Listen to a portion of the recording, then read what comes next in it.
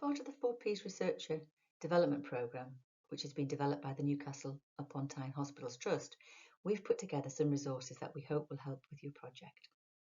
This short presentation is going to review the process of developing a research question, consider the importance of this, and help you to understand if you have a good question.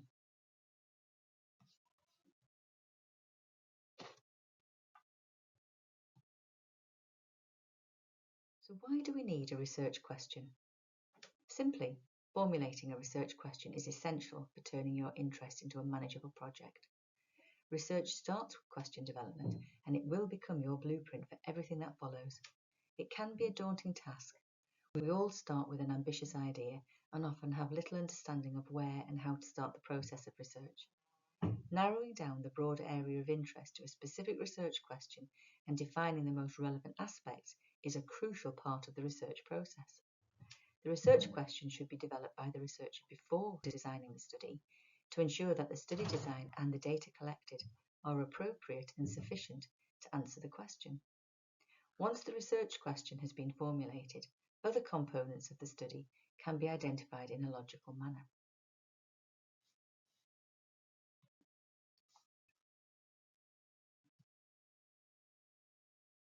The better the question, the better the researcher knows what they're looking for, and the better the research can be defined and the relevant material selected.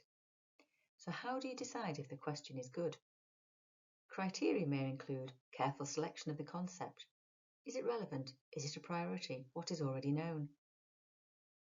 You need to identify the issues and opportunities that interest you and define the topic area without creating a question that is too broad or too narrow.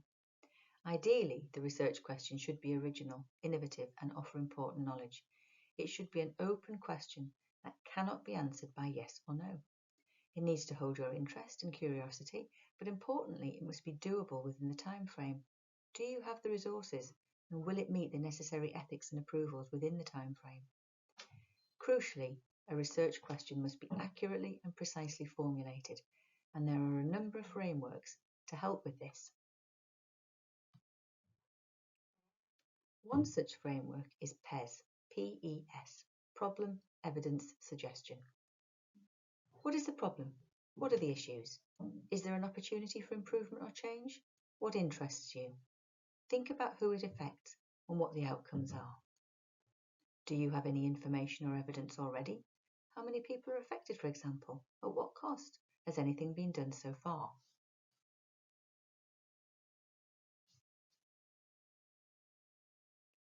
Do you have a suggestion or intervention for improving the situation? What does that involve? You can explore what is known and what needs to be known in this area. Problem identification is one way to get a research question. However, you might want to find out what the solutions might be, or in fact, you might want to evaluate something. PES can help focus your ideas into a specific topic.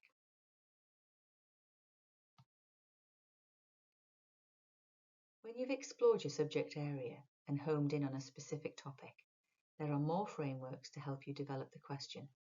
For example, you may have heard of ECLIPSE, SPIDER, or PICO.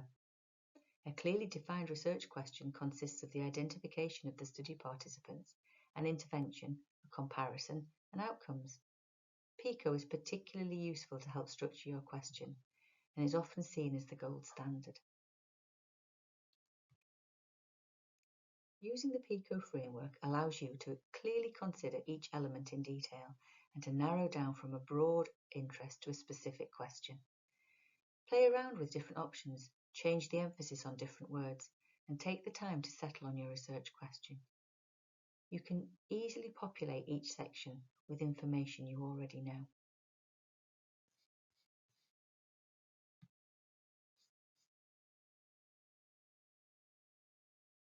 You can see by populating the sections, a question will emerge. The word order may need to be altered to create a better phrased question, but the key components will still remain. For example, on this slide, one of the questions reads, for obese children, does the use of community recreation activities compared to educational programs on lifestyle changes reduce the risk of diabetes?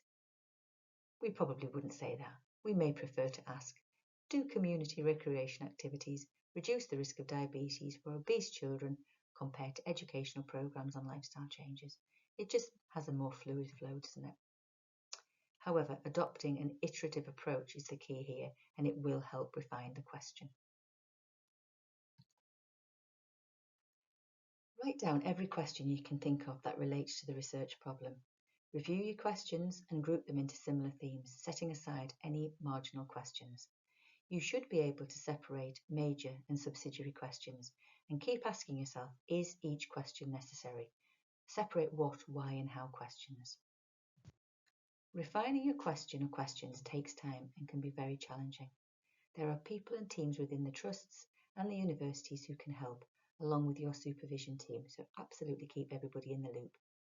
When done thoroughly, your research will open up. We can use qualitative or quantitative methods, or a mix of both, to study an issue. Your question and methodology will be guided and supported by your worldview, which in turn influences your research interests and hence your starting point. You may have heard of research paradigms. That's what we're talking about here when we talk about worldviews. And it's really important to consider and read around paradigms whilst you're developing your research questions and thinking about your methodology. Qualitative and quantitative research focuses on different aspects of a topic and can give an indication of who to study and which methods to use.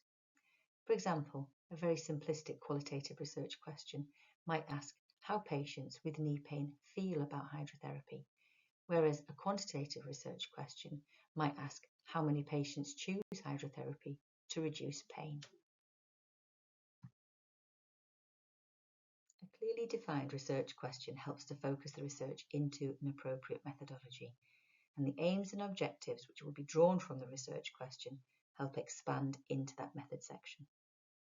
For example, what questions can develop into aims exploring when very little is known, or describing when an accurate account of a phenomenon is needed, or evaluating developments or implementation? Why questions, for example, frequently lead to aims about explanation of why something behaves in a particular way, or understanding when meanings are to be interpreted. Evaluation tends to be a very specific term in research and mostly refers to controlled trials. The study aims and objectives are active statements about how the study is going to answer the specific research question and directly link back to the phrasing in the research question. Hopefully, this brief presentation has highlighted the importance of taking time over your research question.